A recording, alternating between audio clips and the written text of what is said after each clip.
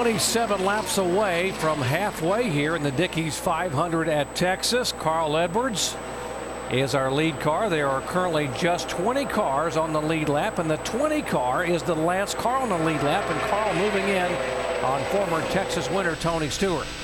Let's go down to the pits and Dave Burns. Well, guys, where you pick on pit road is what order you pick in is determined on where you qualify. And Carl Edwards qualified 16th. That's his pit stall right there on the far end of pit road. Pit in, turn 4. That's not a typical spot to pick. But if you look at the choice they had, Bob Osborne told me this morning we could have picked up near the head of pit road where there was a better way out, except for the fact that the available space was right between the 8th and the 24. Whose teammates are those? Jimmy Johnson's. And we'll remember, even though they might deny it, there was some gamesmanship going on pit road last week between Carl Edwards and the 48 team. Bob Osborne said, there's one pit stall I didn't want to pick in between two of his teammates. That'd be a pretty smart move by Bob. Yeah, I think that was a great move. The only other thing he could have done is if he pitted down there, he could try a little gamesmanship on these pit stops to rattle them a little bit, but this is the best way to do it. Just do your talking on the racetrack like Carl Edwards is doing right here. Yeah, but you're outnumbered down there with the other teammates around you, boy. Well, there is that. Carl Edwards, our leader. Jamie McMurray in second spot. Biffle is third. Debris. Second caution flag of the day. Debris over in turn 2. Jimmy Johnson in 27th position. He would not get the free pass. Looks like Tony Stewart will be the first car one lap down. Yeah, Tony just got passed by Jimmy Johnson, so he's going to get that Still free just pass. a little free there. I'd say free in, free off. Free in, probably loose off. The center starts to get a little comfortable for me and a little tight where I have to put some wheel to it. So I still think we need to look at something to free the center up and tighten up the entry and exit if it's possible. That's a 48 radio we're listening to. Remember, it was a caution flag at Atlanta like this where the lap cars like Jimmy Johnson had to come down, and his crew got him out first among the lap cars and allowed him, and the next yellow came out to get that lap back. And that's how they really got back on the lead lap last weekend. He's going to have his hands full right here on pit road because you got the 2 car, the 10 car, Denny Hamlin, the 11 car. A lot of cars that are on lap down that they're going to have to beat off of pit road. Looks like he's about the 6th car, 7th car in line. That is one lap down, and those lap down cars will not pit the first time. The leaders pit first, and then the next lap you'll see the lap down cars come down. Debris being picked up all along. Some of these guys have been up scraping the wall and just peeling some of that sharp sheet metal away. These guys are up on it here, ready to bring them down. It'll be the 3rd pit stop of the day for the field.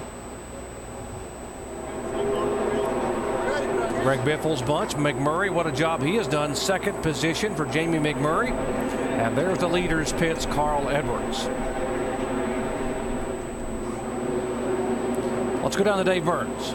Leader Carl Edwards said on that run the car is pretty good, but just a little bit freer, especially on the short run. Crew Chief Bob Osborne has called for a wedge adjustment in that car, a 4-tire change. In 2nd place, Jamie McMurray comes down pit road. He'll also get 4 tires and fill the car up with Sunoco fuel. He wants an air pressure adjustment back that they had made on the last run. Also a tear off the front of that car so we can see better, Jamie. And it's an all Roush Fenway triple split. Greg Biffle on the bottom there. You said something was funny the way the car was driving after that last track bar adjustment. So they're going to go back up on that track bar, make 3/4 of a round of wedge, and 4 tires and fuel for the 16, Mike. Jeff Gordon now saying he's sliding sideways in the corner and plowing in the middle. The air pressure adjustments they've made have not worked. They're going to go to work on the track bar this time. Up, and they'll make a 4-tire change and take on Sunoco race fuel for Jeff Gordon. Crews keep working, trying to dial him in. There's Earnhardt Jr.'s guys getting out. Watch the race off here. Close there between the 99 and the 83 of Vickers. Biffle. McMurray coming off.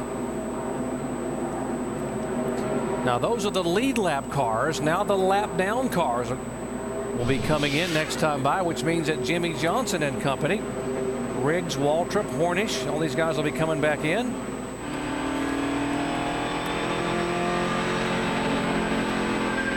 This is going to be a big pit stop for Jimmy Johnson's crew to see. Even if they don't get him out in the very first spot, if they can just gain some spots and give him a chance to pass those other cars as we go back to green, then that'll give him a chance to be in that position. He would have had to pass 7 more cars on the racetrack to be able to get that free pass. And these guys, Chad Canal's talking, these guys know that they got a shot, but they got some, as you said, Andy, some pretty good cars are going to have to beat off pit road. They're a great pit crew and team, so we'll see what they've got here. Their biggest competition might be Denny Hamlin in the 2 car. Now, Mike. Jimmy Johnson in. They've been working on this car all afternoon, guys. Free in, free off. But believe it or not, he can stand to be a little bit more free. They're going to try to do that with a wedge adjustment and a track bar adjustment, both on the right side of the car. 4-tire change, trying to give Jimmy the car he needs to get back on the lead lap and compete for a strong finish here and for that 3rd championship. Trying to get as many points as he possibly can, guys. So 7 cars will beat the 48 off of pit road. Some of them did some tire strategy. We'll update what they did when we come back.